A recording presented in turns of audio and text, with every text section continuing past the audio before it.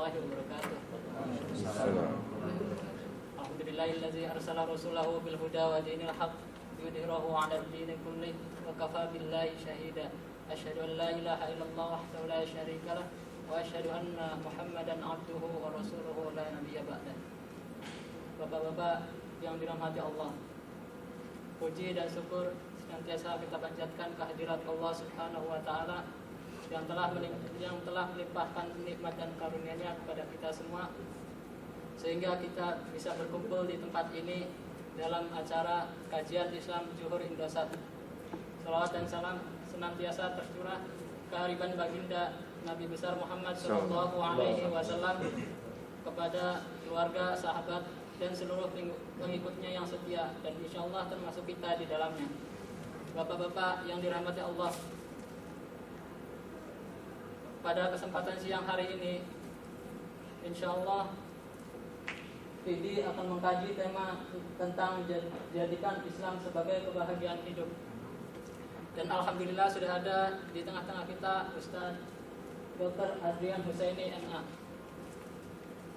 Sebagai informasi, beliau saat ini aktif sebagai pembina TK Islam At-Taqwa Depok, juga mengajar di beberapa universitas, salah satunya di program Pasca Sarjana Universitas Ibnu Khaldun Bogor.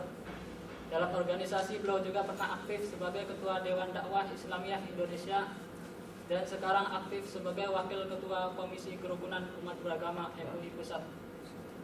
Beliau juga aktif menulis, salah satu karyanya beliau telah menulis kolom secara rutin bernama Catatan Akhir Pekan Adrian Husaini yang sering kita dengar di Radio Dakta. Yang catatannya telah dibukukan dalam sebuah buku berjudul Membendung Arus Liberalisme di Indonesia. Di samping itu banyak karya-karya beliau yang lainnya. Dan untuk baiknya marilah sama-sama kita buka kajian kali ini dengan membaca lafaz basmalah. Bismillahirrahmanirrahim. Dan seperti biasa kajian sampai dengan jam 1:30. Insyaallah 5 atau 10 menit terakhir akan diadakan sesi tanya jawab. Baiklah, untuk mempersingkat waktu, marilah sama-sama kita dengarkan paparan materi yang akan disampaikan oleh Ustadz Adrian Husaini. Kepadanya kami persilahkan. Sini. Di bawah aja lebih enak. Di bawah. Di atas ya.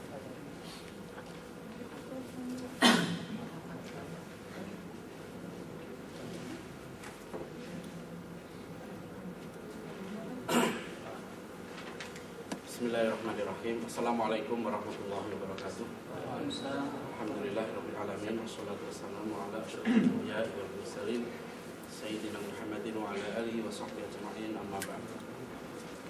Alhamdulillah, kita semua bersyukur kepada Allah sampai saat ini. Insyaallah seterusnya kita tetap menjadi seorang muslim yang kali ini kita dalam keadaan sehat walafiat. Salawat dan salam kepada junjungan kita Nabi Muhammad SAW, kepada keluarga, sahabat dan pengikut Rasulullah sampai akhir zaman nanti.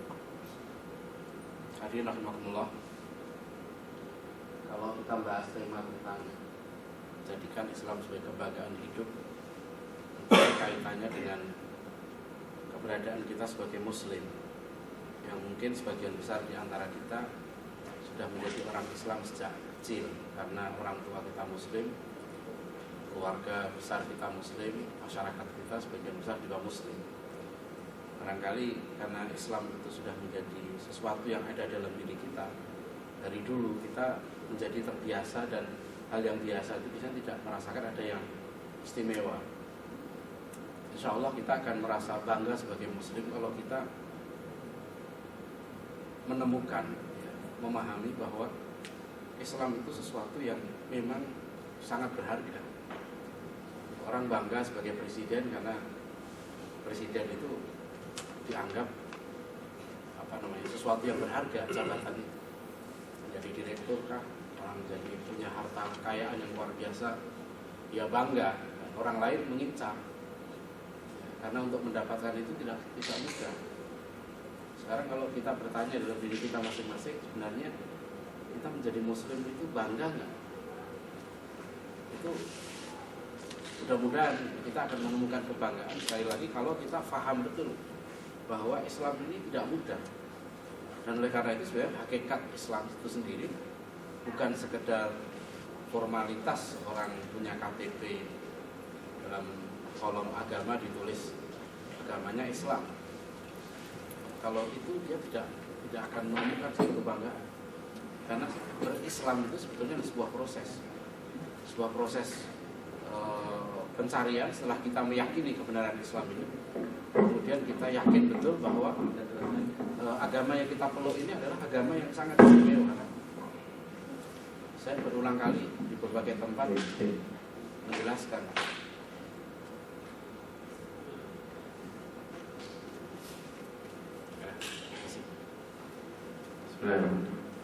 Jadi kita akan merasakan kebanggaan sebagai seorang Muslim.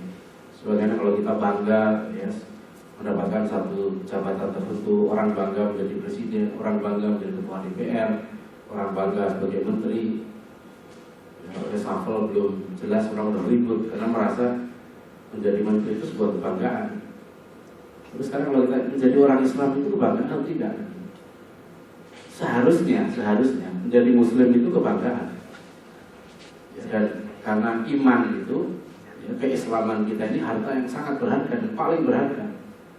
Nah, bagaimana kita menemukan itu bahwa keislaman kita ini sangat berharga yang tidak bisa ditukar dengan apapun. Kalau Nabiullah Ibrahim alaihissalam sampai beliau rela harus berkonflik dengan ayahnya, bahkan dengan kaumnya, harus diusir ya, demi iman. Rasulullah SAW sampai berperang dengan paman-pamannya sendiri. Bukan urusan jabatan, bukan urusan harta, tapi urusan iman, urusan agama. Dulu di Mekah banyak wanita-wanita muslimah, kemudian hijrah ke Madinah. Mereka meninggalkan suami-suami mereka yang tidak mau masuk Islam, masih kafir. Akhirnya mereka hijrah ke Madinah, dan Rasulullah SAW diperintahkan untuk menguji mereka. Ya, dalam surat Mumtahanah, maka suratnya namanya Mumtahanah, wanita-wanita yang diuji. Mereka bangga sebagai Muslim dan mereka bersyukur sebagai Muslim sehingga rela meninggalkan apa yang paling mereka cintai dalam hidup mereka itu. Orang-orang yang datang ke negeri kita ini dulu yang membawa Islam adalah orang-orang hebat, orang-orang yang mereka meninggalkan keluarga mereka, meninggalkan negeri mereka, dan kemudian mereka menetap di sini. Tidak benar penyebaran Islam di Indonesia itu dilakukan sambil lalu. Ya, seperti dulu di buku sejarah diajarkan seolah dibawa oleh para pedagang sambil mereka berdagang, sambil mereka menyebarkan ajaran Islam. Penyebaran Islam di negeri kita ini bukan sambilan, bukan pekerjaan sambilan. Penelitian atau buku terbaru dari seorang pakar terkemuka dalam sejarah Islam melalui Profesor Syed Akif Alatas. Dia menemukan dalam buku yang barunya Historical Fiction, Historical Fact and Fiction, itu luar biasa. Menurut saya beliau mampu membuktikan bahwa penyebaran Islam pertama-tama di Pulau Sumatera itu diduga kuat sekali. Itu langsung diperintahkan oleh Rasulullah SAW. Dan Rasulullah sangat mungkin sudah mengerti kondisi Pulau Sumatera dan mengutus ya, utusannya. Setidaknya kemudian itu diikuti oleh sahabat-sahabat beliau. Karena di masa Khalifah Utsman bin Affan pun waktu itu sudah terjadi tukar-menukar duta besar antara Daulah Madinah itu ya, dengan Kekaisaran Cina, dinasti Tang pada waktu itu. Bukan hanya delegasi dagang, tapi sudah ada tukar-menukar duta besar. Jadi dulu orang-orang yang datang ke sini orang-orang hebat yang memang mereka datang ya untuk membawa misi besar, mengonversi penduduk negeri ini menjadi Muslim.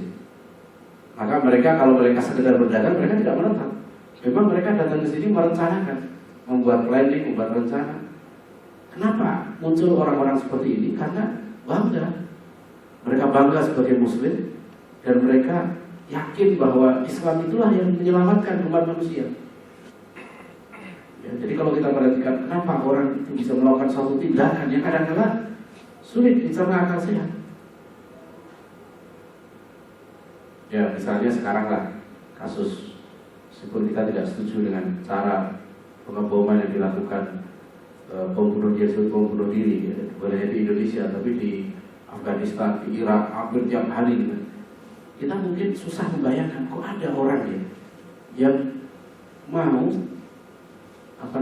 mengorbankan harta yang paling mereka cintai di dunia, nyawanya.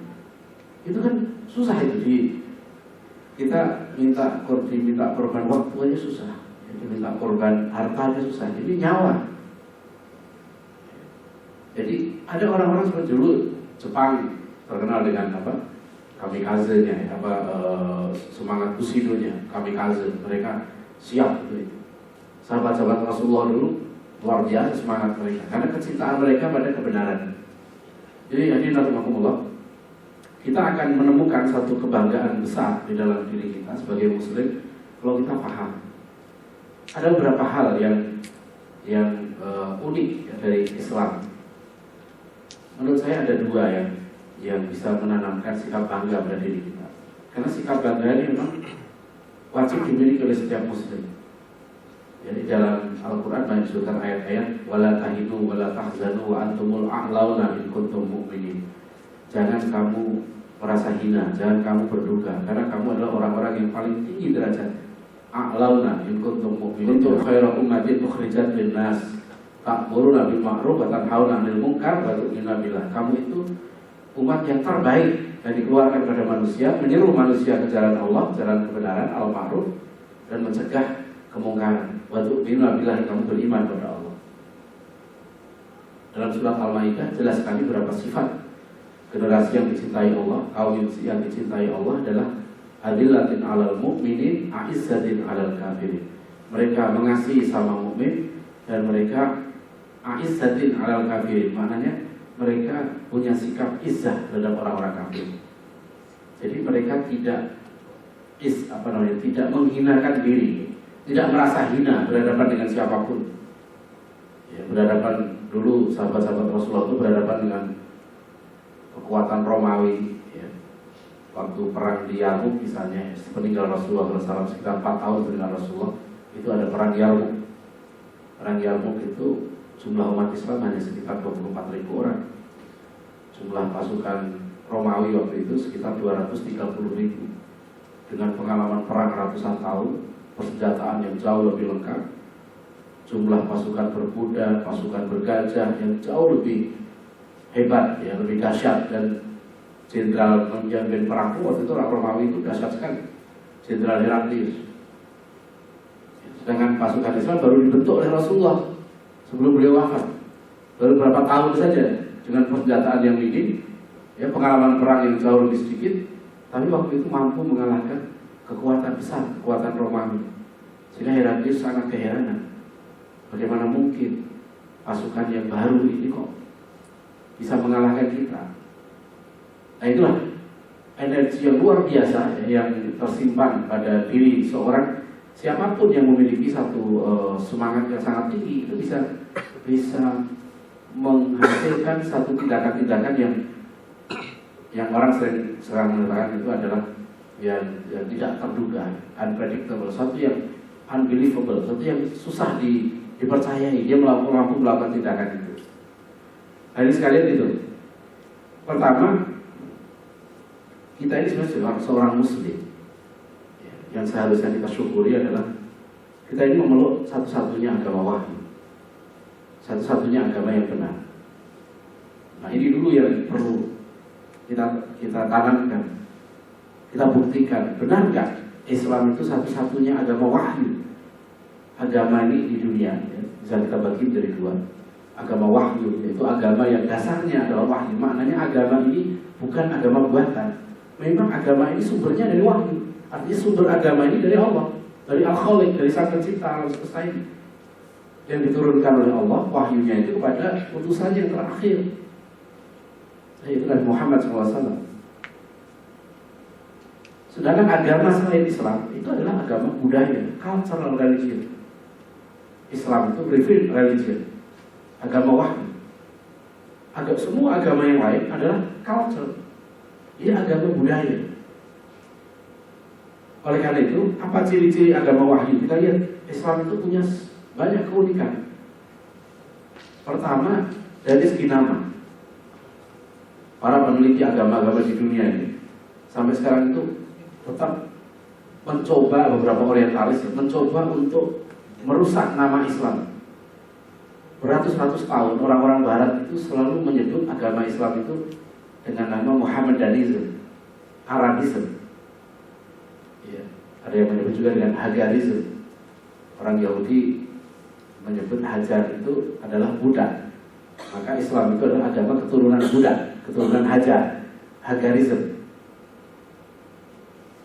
Itu nanti hebatnya dalam ajaran Islam. Kalau bagi orang Yahudi, Hajar itu dihinakan. Tapi bagi orang Muslim, Hajar itu sangat dimuliakan. Bahkan orang haji ada satu ibadah khusus mengenang perjuangan Hajar ini ketika sa'i ya. Sebenarnya bagi orang Yahudi Hajar ini jadi bahan ledekan. Maka orang Yahudi kan tidak mengakui bahwa Ismail itu anak yang sah dari Ibrahim. Maka dalam Bible dikatakan aku berikan dia pada anakmu yang tunggal. Padahal sebelum Ishak sudah lahir Ismail. Tapi mereka katakan Ismail tidak diakui karena dia anak muda. Ya.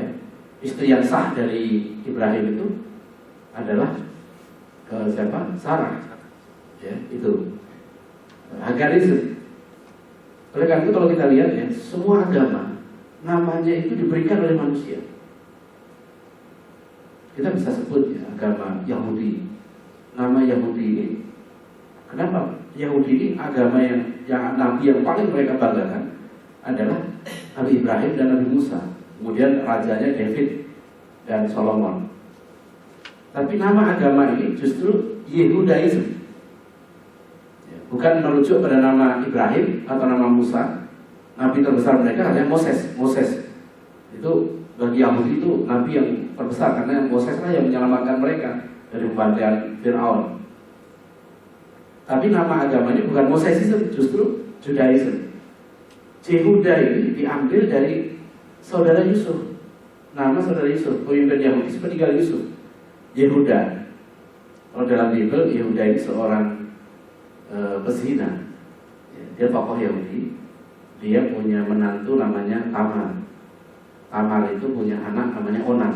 Punya suami namanya Onan gitu. Dari Onan itu anaknya Yehuda.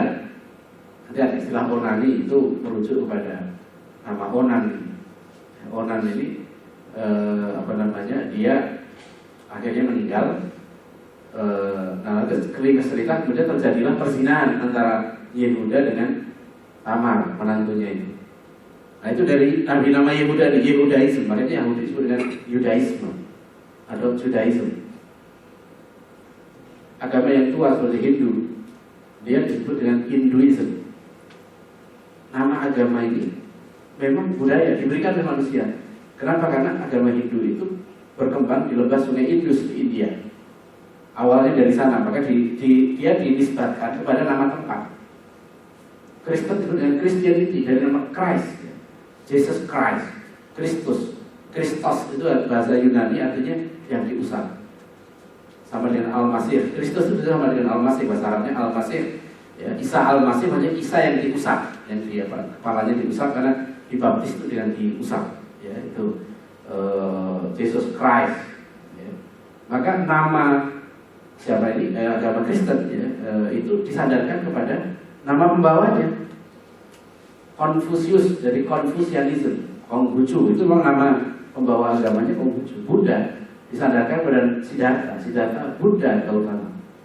Karena dalam tradisi orang-orang Barat yang memberikan nama agama itu kepada kalau nggak nama pembawa, nama tempat. Maka Islam juga disebut mereka dengan Arabism ya, atau Muhammadanism. Apa bedanya dengan agama yang lain? Bedanya apa? Islam tidak menerima itu. Kenapa? Karena hanya Islam yang nama agama itu sudah ada dalam kitab sucinya. Waraditu lakumul Islama dinan, dan aku ridhoi Islam itu sebagai agamamu. Inna dina indallahil Islam. Jadi di dalam Al-Quran ini, makanya orang Islam itu tidak pernah mengadakan kongres. Saya sepakat gitu ya, kita sepakati nama agama ini Islam. Nggak ada, karena nama agama ini pun sudah ada dalam kitab suci. Ya, ini coba, Anda bayangkan sampai namanya pun Allah sudah memberikan nama. Jangan, nggak ada orang yang memberi nama. Bahkan Nabi Muhammad SAW tidak memberi nama agama ini Islam. Ingat nggak satu hadis yang datang malaikat Jibril menyamar sebagai seorang manusia, ya, yang rambutnya sangat hitam, dan baju sangat putih. Berarti orang ini nggak ketahuan. Waktu itu Umar bin Khattab, Rasulullah sedang duduk di masjid, datang orang laki-laki ini langsung duduk dan langsung lututnya dirapatkan ke lutut Rasulullah. Terus bertanya, ya Muhammad, akhbirni anil Islam. Tidak biasa waktu itu ada orang tiba-tiba memanggil Rasulullah dengan nama beliau, ya Muhammad, akhbirni anil Islam. Aneh, Umar waktu itu marah aja, ini kurang ajar begitu ya. Bayangannya yang misalnya ada seorang duduk ya depan presiden terus manggil, Susilo. Ini Nabi, ini lebih dari presiden itu. Datang orang nggak jelas lalu manggil, ya Muhammad. Itu marah sahabat, ini orang kurang ajar ini. Tapi Rasulullah sudah tahu, makanya Rasulullah diam suruh jawab, ya Muhammad, akhbirni anil Islam. Wahai Muhammad, beritakan kepadaku, ceritakan apa itu Islam. Ya, al-Islamu kata Rasulullah, antasyhada alla ilaha illallah wa anna Muhammadar Rasulullah, ya, wa tuqimas shalah wa tu'tiyaz zakah wa tasuma Ramadan wa tuhijjal bait man istata'a ilaihi sabila. Jadi makanya Islam itu namanya nggak bisa dikasih manusia. Beratus-ratus tahun orang Barat mencoba memberi nama Arabisme dan Muhammadanisme, dan mereka kalah. Kalau Anda melihat di situs-situs internet, klik aja Arabisme, Muhammadanisme, ya, nanti ada beberapa penulis buku-buku dari kalangan orientalis misalnya, dan hukum Islam mereka nggak nyebut sebagai syariah dulunya seperti sekarang ini gitu. Dulu mereka sebut sebagai Muhammad dan law, hukum Muhammad. Karena Muhammad di mata Barat itu hina.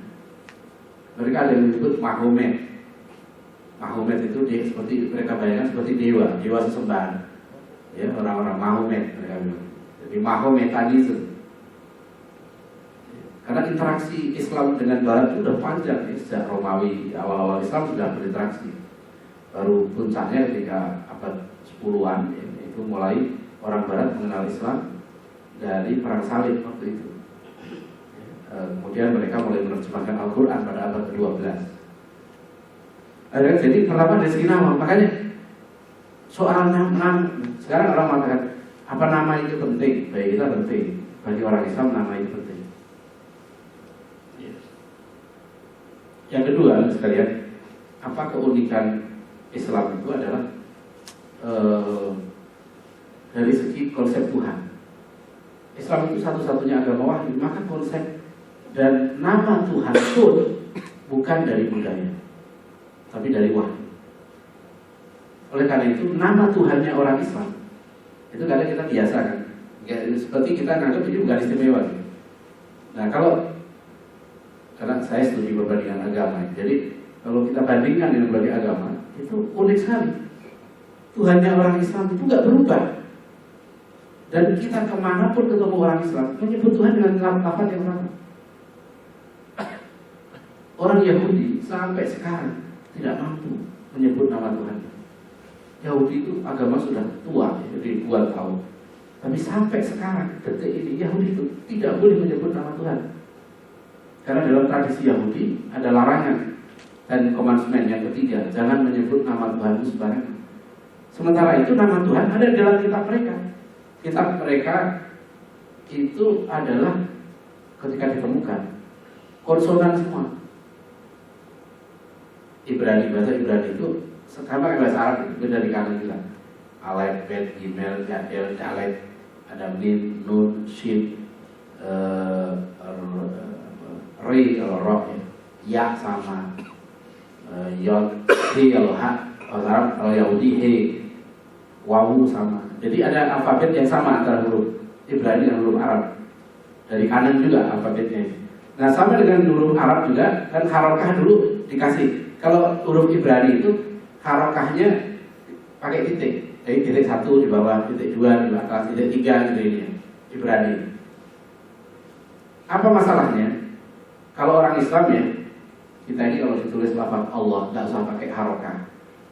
Tanya semua orang Islam pasti bacanya Allah. Alif, lam, lam, ha. Suruh baca orang Islam dimanapun bacanya sama, nggak usah pakai harokah. Allah, kemanapun kita pergi Allah sama. Orang Yahudi masalah, ada 4 huruf dalam kitab mereka yang merupakan nama Tuhan. Huruf Yod, huruf He, huruf Wawu, huruf He. Kalau dilatinkan jadi Y, H, W, H. Y, H, W, H ini itu konsonan semua. Persoalannya bagi agama Yahudi, kitab mereka ini tidak ada sanad. Jadi sekalian ya, kenapa orang Islam itu tidak salah, tidak berbeda baca Quran? Karena kita ada namanya sanad. Sanad itu sambungan. Jadi Quran itu bukan tulisan, Quran itu bacaan. Makanya orang kalau belajar ngaji, nggak ada yang ngajari, pasti nggak bisa. Karena yang namanya Quran itu talaqi, dia harus dibacakan. Bukan tulisan itu simbol dari bacaan. Ya. Kalau Quran begitu. Makanya orang saya menghafal Quran sekarang di Indonesia ini rata-rata sanad kepada Rasulullah itu 40 ke atas, 41, 42. Dia dapat dari gurunya, sampai nyambung Rasulullah itu. Makanya kalau Quran itu semuanya dibakar seluruh dunia, Quran itu tidak hilang. Ya, karena semua sama, mau Indonesia, Mesir, di mana-mana sama, akan ketemu gurunya sampai Rasulullah. Bukan spekulasi. Makanya kalau orang baca Quran nggak ngerti, nggak pakai guru, ya bisa pasti tersesat, nggak mungkin. Bagaimana kita baca Yasin? Kenapa kita tahu Yasin? Padahal kan ya dan sin nggak ada harokah. Gimana bacanya itu mestinya? Kan bisa dibaca Yasa, Yusuf, Yes, bisa. Ya, nggak ada orang Islam baca Yes ketemu Ya dan Sin, nggak ada. Kenapa? Karena dari Rasulullah itu begitu bacanya. Makanya hati-hati ya. Ada kadang-kadang tulisan dalam Quran yang dengan bacaan nggak sama. Ya, seperti surat Al-Kafirun. Wala ana abidum ma'abadum. Ana itu tulisannya alif, nun, alif. Tapi bacanya jangan panjang. Salah orang-orang baca wala ana, ya, keliru dia. Jadi dia membaca berdasarkan tulisan. Padahal nggak boleh karena ana harus baca pendek. Wala ana. Maliki sama mim, lam, kaf. Antara maliki di dalam Al-Fatihah itu boleh dibaca panjang, boleh dibaca pendek. Mimnya. Boleh kita baca Maliki Yaumiddin, boleh kita baca Maliki Yaumiddin. Tapi kalau surat An-Nas nggak boleh panjang. Tulisannya sama, tapi bacanya beda. Kan dalam surat An-Nas harus baca pendek. Maliki Yaumiddin, Malikin Nas, Ilahin Nas. Ada imam yang keliru dibaca Malikin Nas, itu keliru ya. Jadi ini itu Quran ya. Jadi kalau Quran, nah sebaliknya kitab Yahudi itu dulu ditemukan di goa-goa, di tanah, di ini. Maka mereka disebut dalam Quran sebagai people of the book, ahlul kitab. Mereka baca kitabnya, loh kok konsonan semua? Bacanya gimana? Di situ mereka mengatakan ini yang lain kita bisa spekulasi. Tapi begitu sampai pada nama Tuhan, gimana sebenarnya nenek moyang kita dulu? Oh, persisnya membaca 4 huruf ini, Y, H, W, H. Ini baca apa? Terkenal kemudian sekarang spekulasi ya, huruf 4 huruf itu dibaca dengan Yahweh, ada yang baca dengan Yahuwah, ada yang baca dengan Yehovah, ada yang baca dengan ya itu bisa juga dibaca Yahawah ya, Yahawah bisa aja. Jadi apa ini 4 huruf mati itu apa? Makanya orang Yahudi doktrinnya itu adalah God's name is never articulated. Nama Tuhan tidak pernah diucapkan. Saya tahu dari teorinya. Dulu saya pernah ngambil kursus bahasa Ibrani di Sekolah Tinggi Teologi Jakarta. Dosennya orang Kristen pendeta. Saya tahu dari dia dari waktu kursus bahasa Ibrani bahwa ternyata orang Yahudi tidak pernah menyebut nama Tuhan. Nah, saya buktikan waktu lalu saya ke satu sinagog di Manchester di Inggris itu ada satu sinagog sudah jadi museum. Ada 4 huruf mati itu, karena itu nama Tuhan. Bagi orang Yahudi nama Tuhan ini sakral nih. 4 huruf mati itu, tapi dia nggak mau nyebut itu, nggak boleh. Jadi 4 huruf mati itu apa? Kalau mereka ketemu nama Tuhan, mereka nggak mau nyebut Yahweh kan? Saya penjaga museum itu saya tanya, how do you spell that? Dia nggak mau menyebut. Jadi mereka itu nggak boleh diucapkan. Jadi bagi dia gitu ya, bagi orang Yahudi ini, kalau ketemu nama Tuhan mereka sebut itu Adonai. Adonai itu apa? Adonai itu Tuhan, God, ibarat God. Makanya orang Barat nggak punya nama Tuhan. Mereka hanya bilang oh my God, ya, oh my Lord. Ya, Tuhan kamu itu siapa? Ya Tuhan. Gitu kan.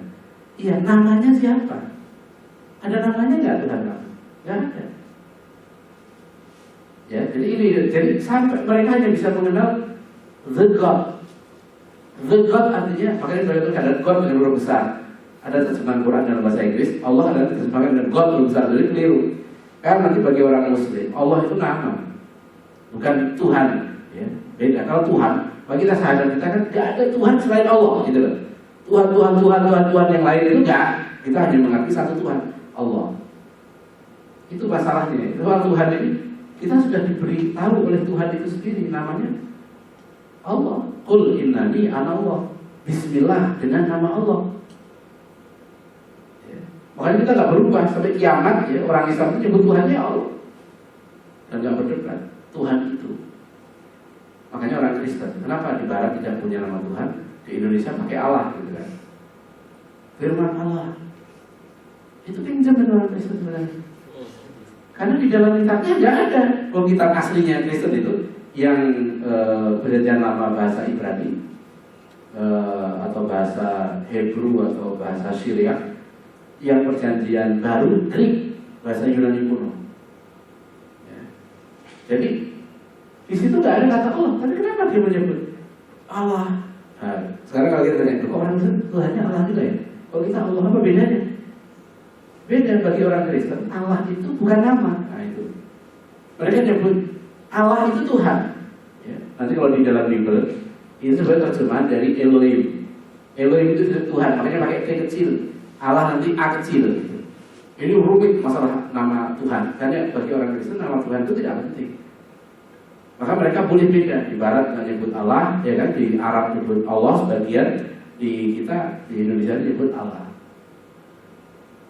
Dalam agama Hindu sama Buddha sama. Jadi soal nama Tuhan kita ini membuktikan kita nggak pernah berdasarkan menyebut Tuhan kita dengan dasar budaya, bukan culture. Karena wahyu, artinya nama Tuhan itu kita kenal dari wahyu, bukan dari konsensus, bukan dari budaya. Itu dua ya, soal Tuhan. Yang ketiga, kita sebagai Muslim yang harus kita syukuri adalah bukti agama wahyu. Bahwa agama kita ini bukan budaya, bukan bikin-bikinan, bukan agama buatan. Adalah ritual kita. Ibadah kita ini dasarnya wahyu, bukan budaya. Makanya kalau Anda perhatikan, semua agama itu ritualnya dibuat-buat. Bagaimana mereka bisa buat? Makanya mereka tidak ada patokan. Lihat orang Kristen saja, ritual bisa macam-macam kan, pakai organ, nyanyi. Dulu nggak ada. Karena dia kenapa bisa begitu? Ini kaitan dengan yang keempat. Ya. Yang keempat, karena Islam itu satu-satunya agama yang punya contoh. Allah itu menurunkan agama ini ya, kepada nabinya, dan Nabi Allah ini, Nabi Muhammad SAW itu fungsinya apa? Fungsinya itu adalah menjadi contoh. Laqad kana lakum fi Rasulillahi uswatun hasanah. Jadi beliau adalah contoh uswah hasanah, qudwah hasanah dalam seluruh aspek kehidupan. Maka kita nggak bisa ngarang-ngarang ibadahnya. Oleh karena itu kita orang Islam ya, kemana saja pergi sama. Kalau ada baca cerita Bible tentang penyaliban Yesus itu, ini cerita Bible versi Bible. Kalau versi Quran Nabi Isa tidak disalib. Oke, versi Bible Yesus mati di tiang salib. Setelah mati kemudian diturunkan, kemudian dikafani. Setelah dikafani dimasukkan dalam gua. Apa cerita? Berarti dalam tradisi dulu orang Kristen dulu ya, kalau mati diapakan? Dikafani. Nah, cerita dalam Bible kemudian itu yang orang Kristen percaya karena ini tafsir dari Paulus. Yesus itu bangkit karena tiba-tiba Mary Magdalene figur yang sangat kontroversial. Kalau kita lihat, kita baca novel The Da Vinci Code, Mary Magdalene itu istrinya Yesus. Gitu. Itu versi Dan Brown, ya versi Dan Brown. Itu tidak diterima oleh orang Kristen. Mary Magdalene melongok dalam gua tempat kubur Yesus tadi itu. Dan gak ada Yesus, yang ada tinggal kain kafannya. Ini cerita dalam Bible. Tinggal kain kafannya. Nah, berarti hilang dong, kan gitu ada ceritanya kan. Terus Yesus kemana? Nah itulah tafsirnya, kemudian dia diangkat ke langit. Ya, kemudian dia menemui beberapa muridnya katanya, oh Yesus nampak di sini, apa di sini. Oh berarti Yesus itu setelah disalib, kemudian mati, ya kemudian bangkit pada hari ketiga untuk menebus dosa manusia. Itu tafsir belakangan. Ya, tafsir itulah Kristen. Maka Kristen itu agama yang berpijak pada dua doktrin. Doktrinnya adalah penyaliban dan kebangkitan. Inti agama Kristen itu dua itu, penyaliban dan kebangkitan. Nah ini masalah dalam Kristen kemudian, ketika kemudian Yesus ya, yang mestinya sebagai contoh untuk menyembah Tuhan, dia dijadikan Tuhan, ya, disembah, maka kan tidak ada contoh lagi. Jadi standar kalau kita bilang ini contoh ya, orang Katolik begini, orang Protestan begini, kan beda. Makanya mereka kan nggak bisa sembahyang bersama. Bayangkan antara Katolik dan Protestan, antar Protestan misalnya 120 sekte di Indonesia, itu satu gereja lain nggak bisa. Sama-sama mengakui Yesus, ya, sama-sama ini, tapi nggak bisa ritual, karena ritualnya sudah berbeda. Apalagi nanti masuk unsur budaya, seperti misalnya di Kalimantan Barat, kita orang Katolik ada namanya misa Imlek, itu udah misa tapi memperingati Cina gitu ya, tidak unsur budaya masuk misa Imlek. Saya pernah ngobrol dengan orang Kristen Cina, Solo, dia memperingati juga misa Imlek, apa namanya hari Imlek, karena dia Cina. Jadi sekalian itu, sedangkan kita, karena kita ada contoh, maka orang Islam itu ritualnya tidak berubah. Anda pergi kemanapun di seluruh dunia, ketemu orang Muslim, itu selama dia masih Muslimnya benar ya, di mana-mana itu masuk masjid, sholatnya sama dengan kita. Nggak usah tanya-tanya ya, kalau kita ke bandara internasional di mana itu orang sedang imam, Allahu Akbar, kita makmum belakang gitu. Kita nggak usah harap ini Islam mana. Ya, Islam aliran apa, partainya apa, sukunya apa, ya. Begitu dia takbir Allahu Akbar, pasti bahasanya Al-Fatihah lain. Kalau sudah baca Al-Fatihah, rukuknya pasti sama, ke depan rukuknya. Ya, itu kenapa orang Islam kok rukuknya, kan kita nggak pernah nanya saya, kok bisa ya orang Islam itu rukuknya semua sama?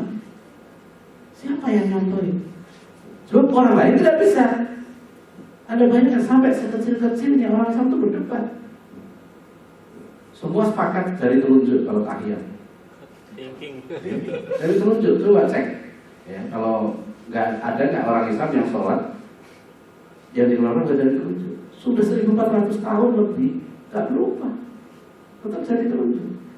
Itu berdebat. Karena dari riwayat Rasulullah yang katanya diam, Rasulullah setelah ilallah diam, atau dari awal sampai begini, atau begini-begini. Ada yang geraknya cepat, ada yang begini-begini. Ya. Pokoknya kalau kita lihat, aman lah. Ya, masih dari telunjuk. Ini ibadah dan bukan budaya.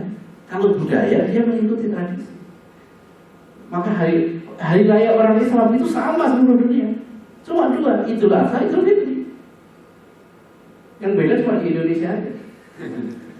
Itu 2 kali. Itu nggak ada di negeri lain. Itu 2 kali di Indonesia, 1 RT 2 kali. Negeri Indonesia itu saking demokrasinya, saking ini, pakai semua mengumumkan itu. Itu nggak ada cerita itu di Malaysia, di Mesir, di dunia. Ikhwan Muslim itu berantem terus sama pemerintah Mesir. Nggak ada Ikhwan Muslimin bikin Id sendiri. Meskipun pemerintah Mesir itu zalimnya kayak apa, soal Id mereka udah itu urusan pemerintah udah. Sama kayak kita nentuin hari Jumat. Kalau tiap ormas Islam bikin ijtihad sendiri tentang hari Jumat, sholat Jumatnya kapan? Kacau. Saya menentukan hari Jumat itu juga nggak ada apa-apanya, itu tergantung kesepakatan. Sama dengan menentukan Id, itu sebenarnya kesepakatan aja. Ini ribut, kacau karena setiap orang, karena itu metodenya banyak. Masa kalau diikuti tiap orang punya metode, bisa saja. Hilal sudah ada dalam angan-angan, dalam hitungan, ya, tapi nggak ngelihat langsung sah bulan baru. Yang lain bilang enggak, sudah ada, tapi itu yang lain harus melihat banyak. Nah dulu nggak ada yang kayak begini. Umat Islam dari dulu, kalau sudah urusan Id, urusan puasa itu diserahkan, udah itu urusannya penguasa. Tak ribut, kayak haji, nggak ada orang nanya. Pemerintah Saudi itu berapa derajat ketinggiannya? Nggak ada diskusi. Kewenangan 9 Zulhijjah itu, wukuf itu, serahkan pemerintah Saudi. Mau Saudi benar atau enggak haji kita bukan salah. Saya ternyata, Saudi nggak akurat ternyata. sekian derajat, maksudnya ini 9 Dzulhijjah sekian. Enggak ada kemudian orang berarti hajinya harus pulang lagi, enggak ada. Gitu guys. Sebenarnya itu ibadah-ibadah yang massal dalam Islam itu dipermudah. Yang penting kamu jangan beda. Makanya kalau di Malaysia itu pemerintah itu musuhan dengan PAS, bahkan Kelantan itu punya sendiri, punya menguasai negara bagian sendiri. Tapi nggak ada di Kelantan itu PAS mengumumkan sendiri, nggak ada. Meskipun mereka beda dengan pemerintah, mereka ikuti. Ini Wahyu Yusuf Qaradawi nggak boleh untuk beliau satu negeri berbeda karena untuk kebersamaan gitu. Tapi tetap sama idnya gitu loh, tetap satu Syawal. Yang beda cara menentuin satu Syawal. Jadi yang Selasa kemarin itu ya satu Syawal, yang Rabu satu Syawal. Bukan yang Rabu 2 Syawal. Nah, itu satu Syawal. Karena cara menentukan satu Syawalnya berbeda. Contoh gini, maksudnya kalau misalnya cultural heritage itu Hindu di Bali, kalau kenapa di Bali ada Nyepi, ya kan? Ada Nyepi. Di India kan nggak ada.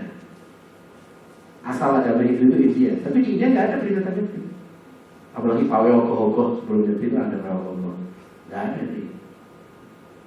di Malaysia orang tidak memperingati Nyepi.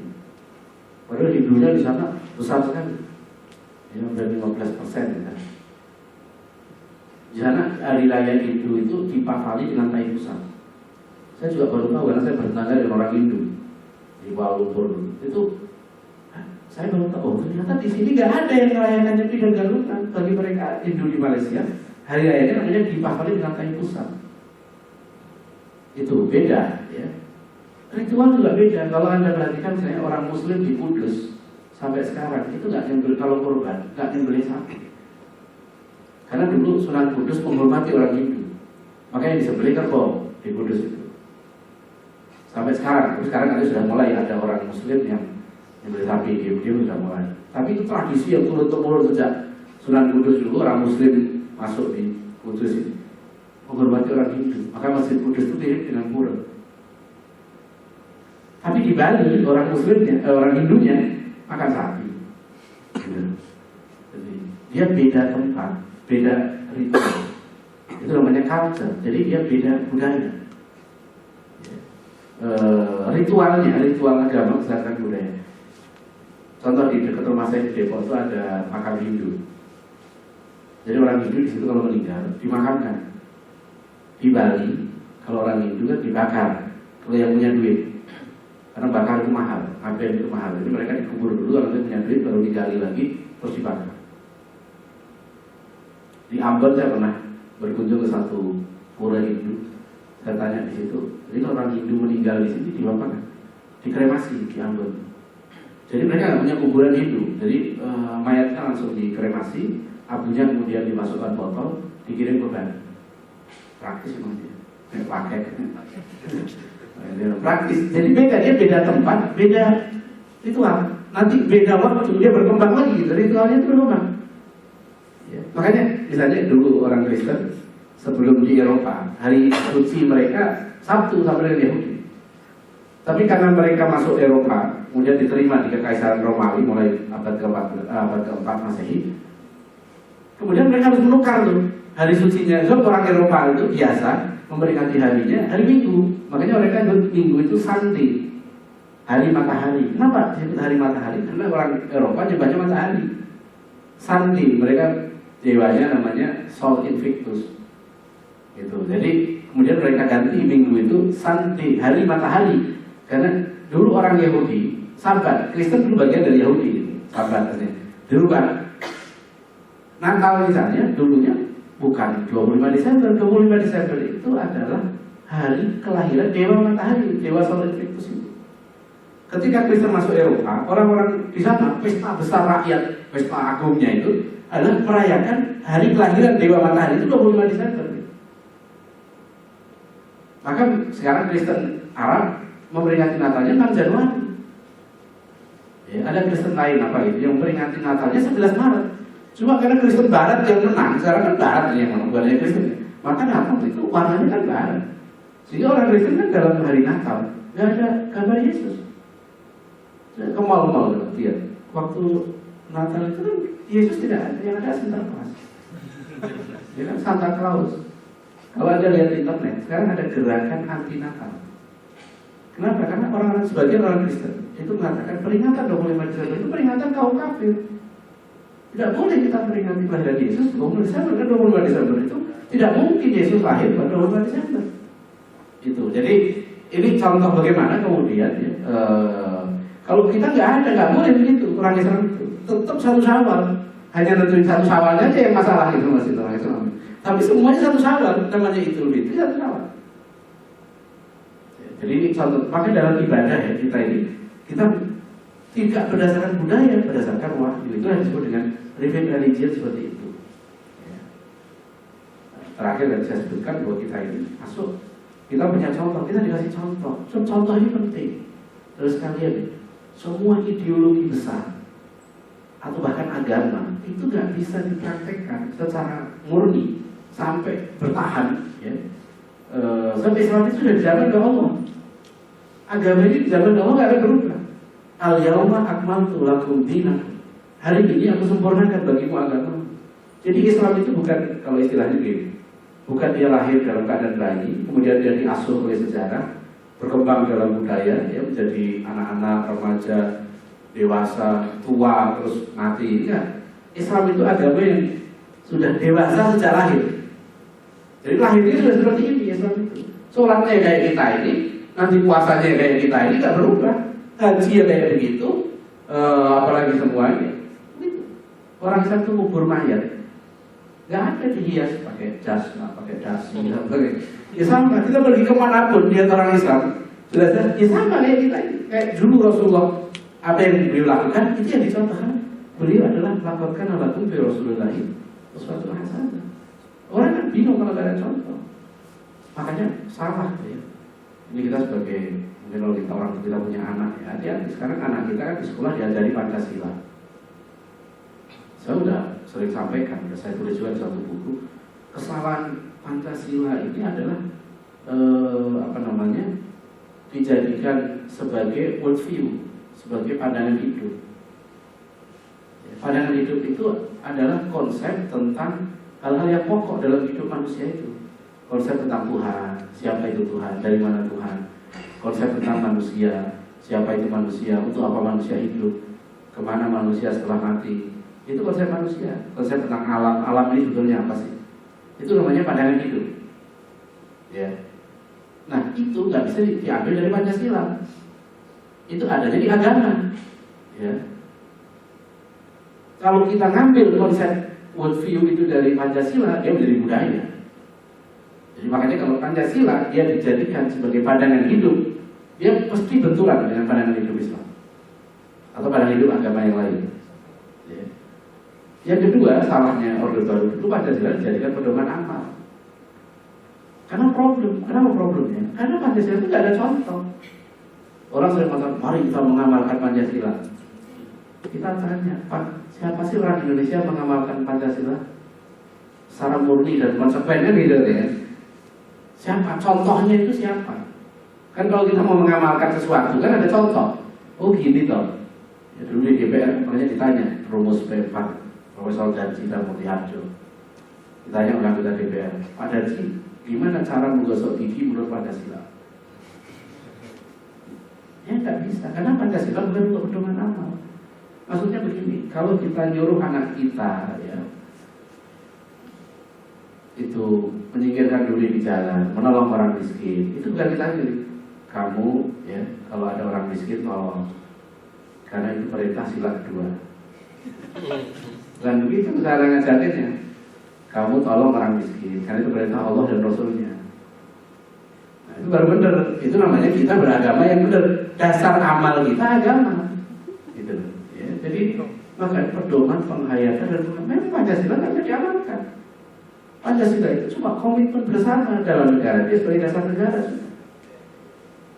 Nah, ada guru-guru nanya saya, terus kalau saya guru Pancasila gimana? Kalau Anda sebagai Muslim ajarkan Pancasila dalam perspektif Islam. Karena memang Pancasila itu dirumuskan oleh para tokoh Islam. Dan Pancasila itu menurut saya tidak bertentangan sama sekali dengan Islam. Kalau dipahami yang benar begitu. Selama ini Pancasila dipahami salah-salah, salah sekuler. kemanusiaan yang adil dan beradab. Itu kan Islami sekali. Manusia adil dan adab, sangat Islami. Jadi itu kita ada uswah hasanah, yaitu beberapa sifat dari agama kita. Mudah-mudahan kita bisa pahami ya. Sehingga kita ini sekarang menjadi Muslim ini bukan sembarangan. Kita sedang memeluk agama yang benar, agamanya para nabi. Maka kita mengakui semua nabi, dari Nabi Adam dan Nabi Muhammad. La nufarriqu baina ahadin min rusul. Kalau Yahudi, dia nggak menerima kenabian Nabi Isa, kenabian Nabi Muhammad, nggak menerima Yahudi. Orang Kristen nggak menerima kenabian Nabi Muhammad, kan itu. Kalau orang Islam menerima kebenaran semua nabi, ya itu enak menjadi orang Islam. Jadi ini kita Muslim, itulah kalau kita paham betul, kita bersyukur. Kan tidak semua orang diberi kesempatan jadi Muslim. Oleh karena itu kalau kita jadi Muslim nanti ada tanggung jawab. Tapi tanggung jawab itu nggak akan bisa kita laksanakan kalau kita nggak bangga sebagai Muslim.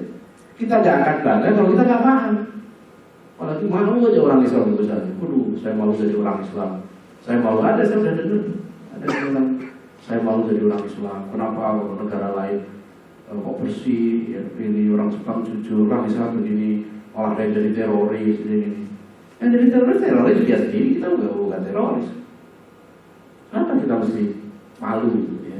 Memang umat kita ini banyak, ada yang begini, ada yang tanya kalau copet itu hampir semuanya Muslim. Tapi tanya copet di Filipina hampir semuanya Kristen, nama juga. Gitu kan?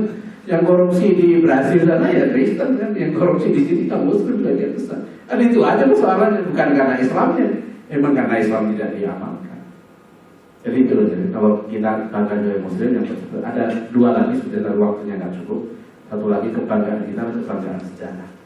Karena Islam ini bukan hanya teori, bukan hanya konsep, tapi agama ini sudah pernah memimpin dunia. Agama ini sudah pernah membangun satu peradaban yang mensejahterakan umat manusia. Dan sampai sekarang prestasi umat Islam membangun peradaban itu belum pernah dilampaui oleh peradaban lain. Dalam sains teknologi bisa dilampaui, tapi prestasi umat Islam membangun manusia unggulan, manusia yang hebat dalam ilmu, hebat dalam kehidupan, tapi sekaligus dia zuhud, itu tidak pernah dilampaui. Barat tidak pernah melampaui prestasi umat Islam dalam membangun manusia unggulan. Nah, itu yang kalau kita tahu sejarah Islam ini yang benar ini sangat indah. Saya kira demikian, ya, mudah-mudahan kita bersyukur sebagai Muslim, ya. Kita tularkan keislaman kita, ya, kita berusaha semaksimal mungkin kita amalkan apa yang kita tahu tentang agama kita. Terima kasih. Assalamualaikum warahmatullahi wabarakatuh. Waalaikumsalam.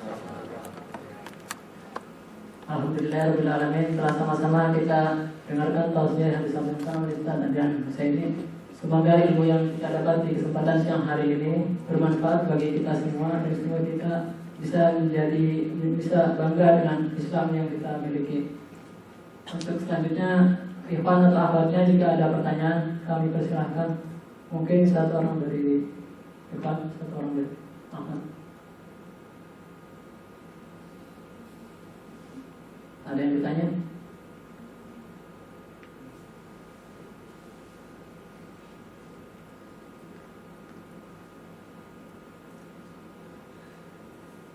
Ustaz, tanya?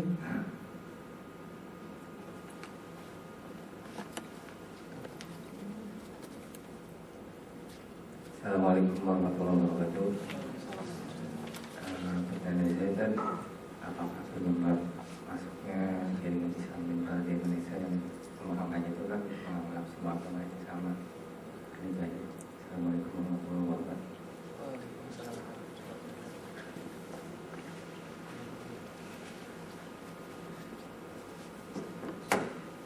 Iya, sebenarnya pandangan bahwa semua agama ini sama dalam arti sama-sama benar.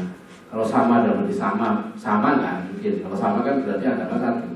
Agama memang tidak sama. Jadi maksudnya sama di situ pandangan yang menyatakan sebenarnya semua agama ini sama-sama sebagai jalan yang sah menuju Tuhan. Ya, jadi tidak peduli mau ke Tuhan itu melalui Islam kah, Kristen kah, Hindu, Buddha kah, Katolika, Tambogandul, apa aja itu sama. Jumlah agamanya ribuan. Jadi apa saja agama terserah. Sebetulnya kalau orang mengatakan semua agama itu benar, itu juga asbun. Pokoknya kalau ada orang mengatakan begini, cirinya ini, semua agama, nah, itu pasti dia asbun, asman, asal mangat, asal bunyi. Dia nggak mikir, kenapa agama itu ribuan. Dia apakah sudah membaca semua agama itu? Saya orang mengatakan tidak ada agama mengajarkan kekerasan. Tahu aja dia. Bagaimana agama di Eropa, agama banyak sekali agama yang mengajarkan kekerasan. Tidak ada agama yang mengajari kejahatan. Banyak agama yang mengajari kejahatan. Sekarang di Eropa berkembang Satanic Church, ya, gereja-gereja setan. Berkembang Ludic Church, ya, telanjang, gereja telanjang banyak dia di internet. Pastornya, jemaatnya telanjang semua. Jadi semua agama, jadi kan nggak mungkin kalau orang mengatakan semua agama benar. Kok kamu tahu dari mana semua agama benar? Kan itu dia sebetulnya spekulasi ya, dari mana? Dan nggak mungkin semua agama benar, pasti ada yang salah. Kalau semua agama benar, ngapain kamu beragama? Kalau orang mengatakan semua agama benar, dia tidak beragama. Berarti dia tidak percaya dengan agamanya, bahwa agamanya itu benar. Karena ada agama yang salah. Yang jelas sekali, bagaimana? Tidak mungkin dua-duanya benar. Orang Islam diharamkan makan babi. Agama yang lain malah nyuruh makan babi. Masa dua-duanya benar? Itu nggak mungkin. Gimana? Pasti ada yang salah kan? Masa Tuhan kan satu aja kan? Tuhan satu. Terus mesti logikanya kan mesti ya satu ajarannya. Paham nggak maksudnya? Kalau orang mengatakan sebagai kan nggak mungkin. Satu sisi mengatakan kamu harus kita. Di sini kamu kalau kita nggak direstui Tuhan. Masa Tuhan memerintahkan dua ajaran yang berbeda? Kan nggak mungkin. Pasti satu benar satu salah. Itu kan. Kita yakin Nabi Isa nggak disalib, ya, nggak mati di tiang salib. Di sini malah mengatakan Yesus mati di tiang salib. Kan pasti ada yang salah. Jadi itu tidak mungkin. Ya, jadi itulah contoh. Wahabi sudah lama di sini sudah lama. Kalau yang mengembangkan agama ini dulu di Indonesia namanya Freemason, gerakan Freemason. Freemason ini masuk Indonesia tahun 1764. 200 tahun beroperasi di sini. Makanya semboyan Freemason dan Theosophy. Kalau Freemason kan liberty, equality, fraternity. Ya. Tapi kalau Theosophy, bagian Freemason juga, dia semboyannya there is no religion higher than truth. Tidak ada agama yang lebih tinggi dari, karena menurut Theosophy ada kebenaran abadi. Nah, kebenaran ini yang mengatasi semua agama. Nah, ini nanti yang sekarang ini populer, yang diambil oleh orang liberal. Satu teorinya itu namanya Transcendent Unity of Religion, kesatuan transenden agama-agama. Jadi mereka buat teori semua agama ini menuju pada puncak Tuhan yang sama. Jadi mereka gambar seperti piramida. Jalan menuju Tuhan itu banyak. Ya, kalau di Bhagavad Gita ada orang Hindu yang pluralis, ya, itu dia kutip kitab Bhagavad Gita yang mengatakan dari jalan manapun kamu menuju aku akan terima. Nah, kemudian diartikan oleh orang ini, wah berarti dari agama manapun dengan cara apapun kamu menyembah Tuhan, Tuhan akan terima. Yang penting tujuannya menyembah Tuhan. Yang penting menyembah Tuhan. Mau kamu Kristen, mau ini. Maka ada dulu di India seorang tokoh pluralis namanya Radha Krishna. Dia sebayang pindah-pindah, kadang-kadang di masjid, kadang-kadang di pura, kadang-kadang di gereja. Dan bagi dia sama saja, menyembah Tuhan yang sama. Bagi dia nggak penting soal cara itu teknis saja. Itu soal teknis, soal cara, syariat. Syariat itu kan jalan. Jalan itu boleh macam-macam, yang penting tujuannya sama. Itulah yang saya kritik pada filmnya Hanung, film Tanda Tanya itu yang di situ si aktrisnya itu si Erika yang jadi Katolik kan mengatakan agama-agama ini seperti jalan setapak yang berbeda-beda menuju satu tujuan yang sama, yaitu Tuhan. Teorinya sama. Kalau Majid buat teori seperti pusat roda dan jari-jari. Jari-jari itu agama, pusat roda itu Tuhan. Jadi semua agama akan menuju pada Tuhan yang sama. Itu nggak cocok dengan teori Islam. Karena satu-satunya jalan yang benar menuju Tuhan cuma Islam. Maka Islam itu bukan hanya tujuan, tapi syariat itu penting.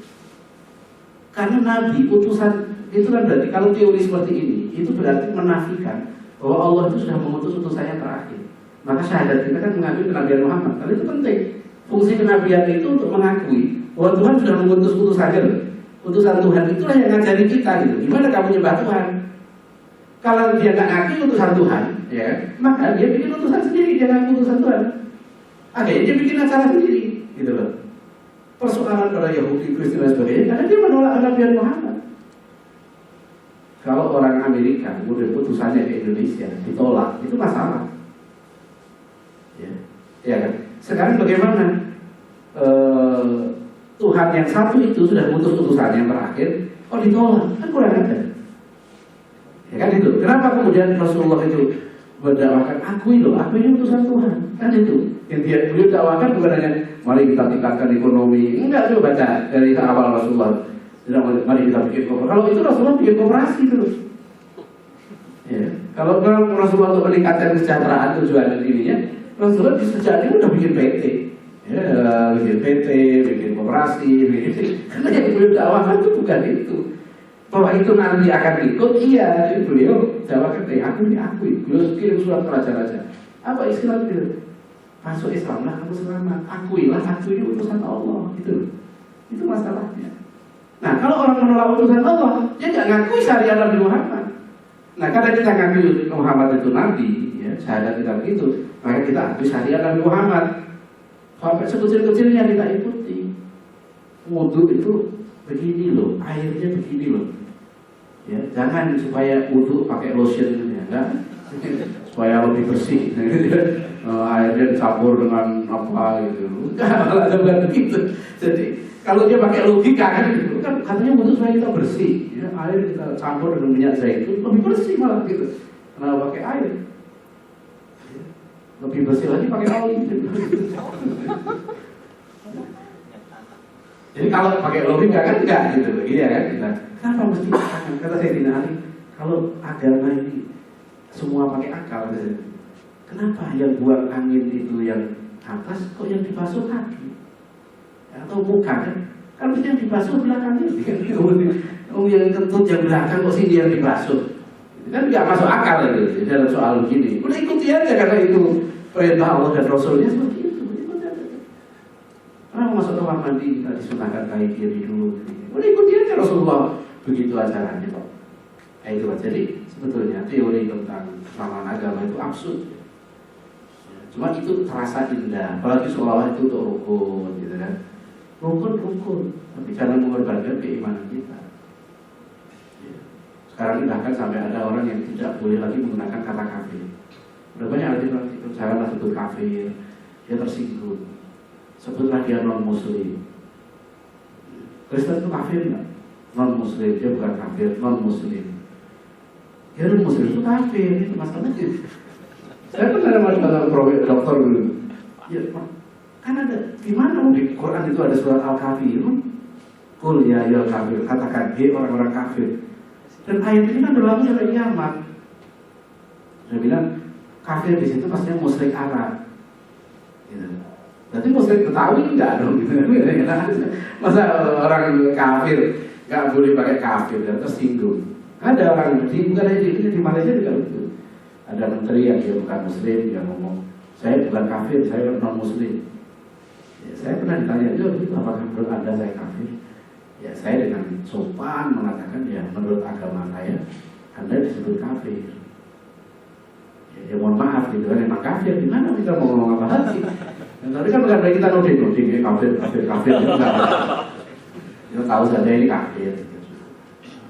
Ya, jadi kalau Islam liberal itu hanya mengambil teori-teori yang sudah lama sebenarnya tentang transenden, tentang ini diambil.